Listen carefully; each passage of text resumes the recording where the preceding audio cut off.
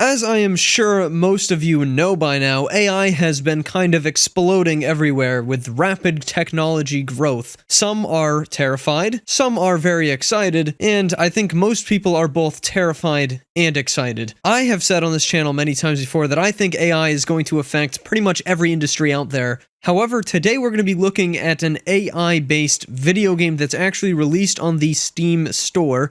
For those of you that might not know what the Steam store is, it's basically, if you play video games on your computer, that's where you get your video games from, Steam. So this is a full AI game that has been released. It's in early access, but it's been released on the Steam store. It's somewhat similar to things like we've seen before, such as Novel AI and AI Dungeon, which I've talked about on this channel prior. However, apparently this AI game on Steam, it's only $8 in early access right now, so it's not super expensive. Apparently this takes it to a whole nother level.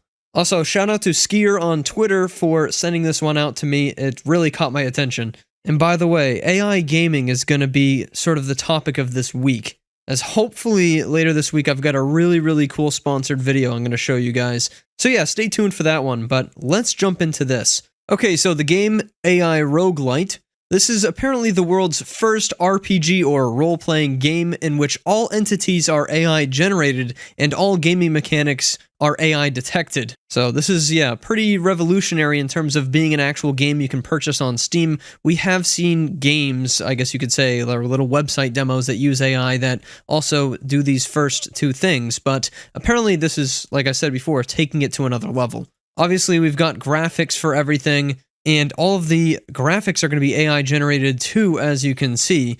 This does look like it's more of a proof of concept than anything else, but that's why it's in early access, and again, it's only $8. If you've ever played other AI games such as AI Dungeon, and were frustrated by how they didn't feel like a game, then AI Roguelite is the perfect game for you. That's fair, that's what I'm excited for here. I'm looking for a step up from the others. AI-generated entities. What weapons might you find in an underwater city? Which enemies might you find? Where else can you go from there? All of these questions are answered by the GPT technology running on your GPU, so you can explore a truly infinite world. I was unaware that you could run that on your own GPU. Wow, AI-generated crafting recipes. What items could you make by combining a wooden stick with a rock? What about a computer chip with a zombie brain? The AI decides which item should be produced based on the names of the ingredients. That's so cool. Oh, I'm actually getting really hyped up for this now. AI-generated combat. What happens when you try to attack a Terminator robot with a raw salmon? There are no traditional item stats. Instead, whether an attack is successful depends entirely on its AI-generated name and description. The AI then generates a plausible set of events following what happens when you use it as a weapon against an enemy.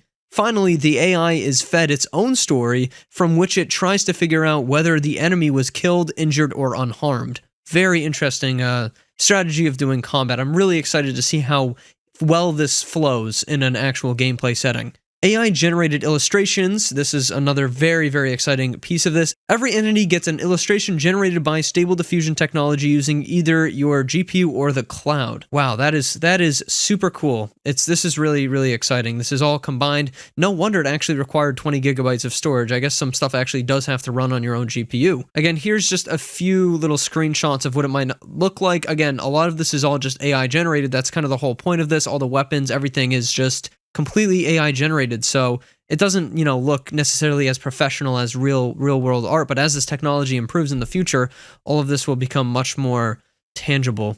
Really exciting concept. Really seems like it's going to take things to the next level, so let's actually try it out for ourselves. Alright, so upon booting up the game here, we're greeted with a title screen. Very typical game fashion, I suppose. I want to check out the options here. We've got resolution. You can go into a windowed mode, music volume, sound volume. Hopefully the sound is okay for you guys. Creative mode, which is pretty interesting here. Unlimited story / entity edits. Automatically regenerated image on state change for locations, self, NPCs. Okay, I see. So they do have some decent options here. Text gen. This is where things get a little bit crazy. Wow, okay, so the text generation really does run off of your GPU at home. They're using GPT Neo / Cobalt AI. You need a lot of VRAM to run this kind of stuff for sure. We've also got, you can filter out bad words, or they have all these trigger biases here that you can mess with to change stuff around. I could see people, coming up with their own different lists of how you think these different parameters should be set. So right now the text generation is cloud-based, and these were the settings that it picked by default. But you can also run it on your own GPU locally, or cloud-based paid, or novel AI. And again, same thing for the image generation local VQGAN. You have the option of stable diffusion locally, again 8 gigabytes of VRAM, or Wumbo Art. Wumbo Art's pretty good, I'm going to leave it on that. But yeah, if you wanted to run the text generation and the image generation on your computer at home, you need a really, really beefy graphics card just because you need all of that VRAM. These AI models are not easy to run. And we can reload games, which is really huge here. That's a big feature. Let's start with a new game. We'll set the difficulty to roguelite. Story presets here they have, which is pretty cool. Or you can set a completely custom one. Or you can auto-generate one. That's pretty cool. I think we should start in the farmlands. Physical description of yourself, young girl, blonde hair, wearing overalls, so we're obviously gonna create our own character. Small but beefy young lad wears a dark cloak. He is naked under there. I like to inject a little bit of comedy, what can I say? Your backstory in second person, 30 words or less for the best results. Alright, I think we're good to try this out here.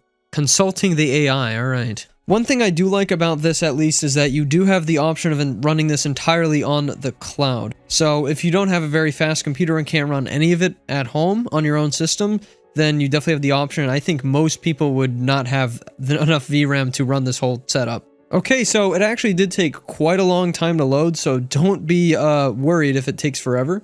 Oh, I think things are still loading in here. I don't think we're completely all set. Okay, yeah, I see the farms are now loading in. Animal in the barn. Found just outside the barn, 2 cows are tied to each other by their legs, and their tails are tightly covered. The third cow is missing, which may be the animal that the player was watching earlier. Leprechaun in the potting shed. A small man with a red and white striped shirt and a pot on his head. He has a long nose and a big belly.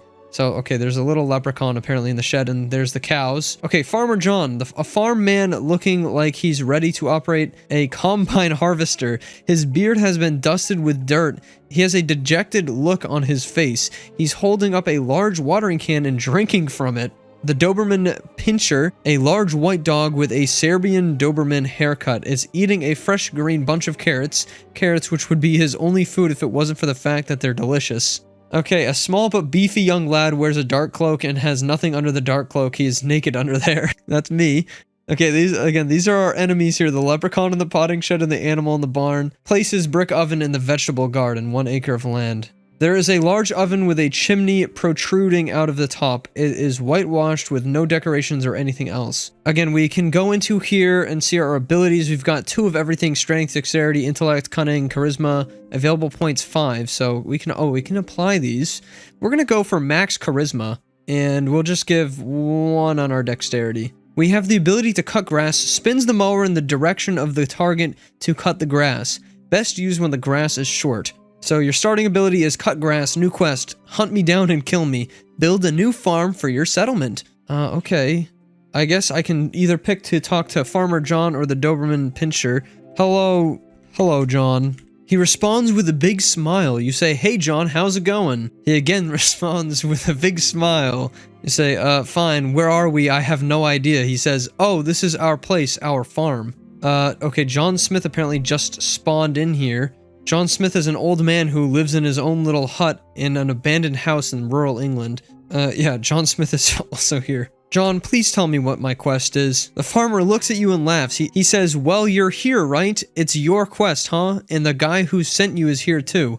You say, "Yeah, I guess." The farmer says, "Well, you got any idea what you want to do?" I think he's just telling me that it's up to me. I heard there is a leprechaun in the potting shed. Is he supposed to be there? The Farmer John says, "Yeah, I guess that's what I heard. So that's what you're here after then, yeah?" I guess I said, "I'm not sure yet." Farmer John says, "Look, I'm going to have a drink with you now." Okay, so we're having a very interesting story here. I think I can move places. I think I can go to the vegetable garden, or I can find like enemies. I've entered combat with the leprechaun in the potting shed. The leprechaun is a young and full-grown, probably no more than 2 years old. His skin is smooth and shiny, his cheekbones high and strong, and his forehead bears only 1 ridge. I think I have to switch this to open-ended now. Bare hands, where I can run away. We're gonna fight him with my bare hands. Roll check on strength, critical failure. You try to attack the leprechaun in the potting shed with your bare hands, but your hands are covered in sweat, and they have all but lost their strength. Thus you turn tail and run back to your home. However, when you get home, the farmer who lives there has heard the gunshots and is looking out the window. He sees you running back and is calling for help, but you do not stop running. Oh, I guess the leprechaun in the potting shed was instantly defeated. You defeated the leprechaun in the potting shed. You gain 34 XP. You receive as loot leprechaun hat, Laperia pebble, and 1 essence of opportunity, which we gained. Check that out. It's working. So I guess the leprechaun in the potting shed just disappeared. All right, we're going to enter combat with animal in the barn. A horse-sized hairy animal. The animal grunts but doesn't seem to hostile or scared. The back of the creature has a pair of large teeth that are pointed at you. There are 4 legs, but it looks like only 3. Okay, very confusing description here. Try to scream and yell at the animal to scare it away from my farm. The game decides that the following attack is headed towards your unprotected head. The animal at the barn attacks you by slamming you against it and then biting you on the foot. Before you know it, you've gotten free and you're running for the door, but the man is right behind you, kicking and punching you. You are in agony, but you continue to run. Then you get hit by a horse's hoof. Okay, so we did not do anything apparently. Apparently we just got beat up here. It also seems to think there's another man here because I tried talking to Farmer John instead of open-ended. A new character has appeared, Beast of the Apocalypse. What did I do to deserve that, man? I'm just a small but beefy young lad here. All right. I need to understand what my powers are here. Do I have a sword? Do I have weapons? I don't even think I have nothing. Literally nothing. Alright, we're just gonna run away. We can't deal with the animal in the barn right now. While running away, you were injured. You take 12 damage. Was 12 before damage protection. 76 out of 100. That's not very good. Okay, we're gonna have to... Why is the Beast of the Apocalypse just an NPC? How many farmers are there here? We got John Smith, Farmer John, a farmer who lives in the house. And the Beast of the Apocalypse. I don't know where this guy came from. An armored beast with 4 horns. The top of the half is covered in bright green fur, and the bottom half is golden like angel's wings. Okay, this is a very weird farm. I'm gonna go to the vegetable garden and do some gardening at this point. I mean, I'm a farmer, aren't I? You arrive at the vegetable garden. 1. A wooden building with a green roof and a large wooden kitchen area. 2. A large wooden door to the green roof. And the only thing here is Giga Potato, the largest, greenest, and sweetest potato in existence. This is a favorite food of everyone in the city. It's a little hard to find in your neighborhood, so someone please get one for us. We love potatoes. Oh, and I've got a shovel here. I think this is an item. Alright, Giga Potato. Try to pick up and carry the Giga Potato. Okay, so apparently I said that to the Giga Potato because the Giga Potato is an NPC. The Giga Potato responds with a loud burp. You turn around and then you see your dad's truck parked nearby. He says to you, "It's time for you to get the hell out of here now." You stand there wondering what to do. Should you stay with your mom or leave? What? Giga Potato's opinion of me has decreased? What? Vegetable garden has changed state, is now surrounded by a wall. What is going on right now? I've got a shovel though. Oh, I've got the leprechaun hat too. That's sick. And the pebble. Okay, so I didn't even look at these items here. This is simple worn cap is made from grass, straw, and bone. It is decorated with some sort of skull. The Laperia pebble. This one is rare. Apparently the leprechaun hat is common. 40% chance of favorability biasing text. 56% chance of not being consumed upon use. Grants ability protection from death. Okay, well that's pretty sick. A large rock that looks like a tiny piece of wood. It's very hard to break and has a very good weight to size ratio. Oh, okay, so we can craft if we wanted to with the Lapera pebble and the leprechaun hat. The shovel is just for crafting items. What I want to know is how is this thing going to protect me from dying? I'm really upset about Giga Potato, that his opinion of me has decreased. Giga Potato, what is your opinion of me, huh? Why don't you like me?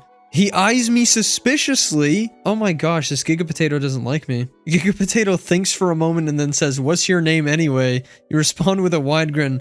"My name isn't important. I'm just glad to finally meet you." Giga Potato takes a step back. "Don't think so." Jeez, what is this guy's deal?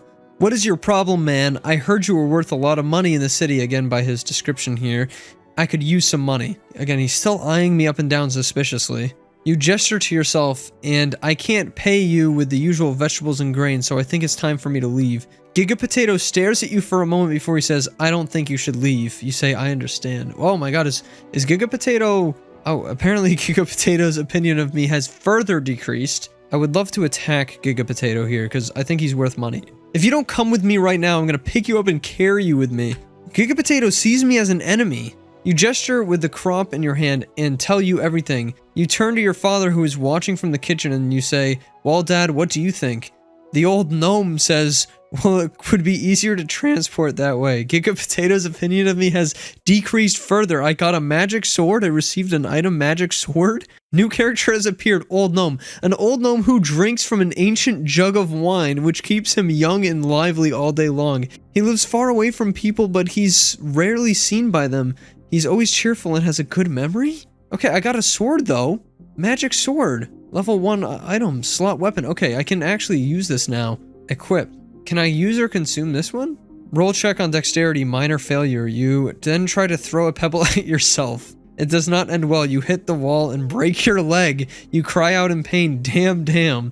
Then you notice 2 black ravens sitting on the roof of your kitchen. One is pointing at you. I don't like being here. You were healed. You gained 60 HP. Equipable items have been recharged. New characters appeared. Raven. One raven who's about as big as you are walks down the street with his wings covered in green, and he's got so much food in his mouth that he ends up falling over. The woman next to him just stares at him. Okay, what is going on right now? We've got an old freaking gnome, the jug of wine, and the freaking Giga Potato, and the Giga Potato hates me. Oh my god, I don't even know what to do here. Do we have any enemies? Oh, okay, beetles. These tiny creatures inhabit small patches of grass based at a tall tree. Small insects like caterpillars. These small white bugs have a greenish blue body parts and are wingless. Okay, there's a red walled forest and ladders. Build a new farm for your settlement, apparently, is the main quest. Find a way through the forest is our side quest. So we do have quests that we need to do. We need to build a farm. I'm not sure I want to build a farm here next to freaking Giga Potato and the old gnome, so I'm gonna go to the red walled forest at this point, so we can apparently build our homestead and complete our quest. You arrive at the red walled forest. It is a forest of tall trees, a vast green expanse stretching to the horizon. The surrounding area is almost all bare soil and dead grass. There are no roads or paths. You're the first human to walk in this forest. An old woman wearing sunglasses and wearing a white coat. Her hair is white as well. She seems to be walking by herself but doesn't look at you. You wonder what her name is. And then the farmer, an old man in a brown overall shirt and a brown jacket. He's sitting on a wooden stool and is stirring his soup pot. We've got all kinds of critters, and including ants. This is the first day in our new forest. The trees are green and lush and full of green grass. So many flowers bloom there. The sun seems to shine from everywhere, including ants. Alright, that's interesting. Old man walking alone is apparently a place we can go to in the Beechwood Forest walkway. Alright, we're gonna try to build a home. We're gonna go open-ended here. We're gonna start chopping down trees. Begin to chop down trees and build a farm. After several years of hard work, your small farming community was established. You now live in an isolated house in the middle of the forest. You are able to survive on the land without resorting to any magic spells, which can be used by wizards. You may have entered a new location, village. Okay, so we apparently invented a village in a few years. We just built a farm, so our quest should be completed. Oh, I never even began that quest. You arrive at the village called Nailin. Nailin is a farming village situated on a small island off the western coast of Kansas. Old wrinkly villager and 2 very young girls. So this is the village we built. There's roaches and vampires. That's nice. Oh my god. And these are flesh-devouring vampires. That's cool. You then try to attack the vampires with your magic sword, but by doing so, you get your throat torn out by something. The battle ends when you stab your opponent. You have now become a part of the undead army. You continue fighting against your new friends until you are nearly exhausted. Finally, after many days, you give up. You were injured. Vampires were damaged. Oh wow, they're almost dead. New character has appeared, new beginning. The game decides that the following attack is headed towards your unprotected torso. The vampire attacks you by casting a spell that causes any target nearby to immediately turn into a zombie. You end up being eaten by one of your foes and are unable to fight. However, you see one of the others turn into a vampire and begin eating him. So are we a zombie or a vampire? What is going on? You are now completely drained of energy and are reduced to half by your former strength. You scream for help from villagers in fear, only to find out that it's all too late. You have died? You consumed 1 plot armor to take regular damage instead of dying. Alright, this is so confusing. Alright, we're gonna use the magic sword again on the vampire. You again try to attack the vampires with your magic sword. The vampire was charmed. It's no longer hostile. Alright, I guess we defeated the vampire here. Yeah, I honestly don't know what happened. You charmed / subdued the vampires. We got 34 XP here. We got a skinned corpse, bandages, and 1 essence of transforming.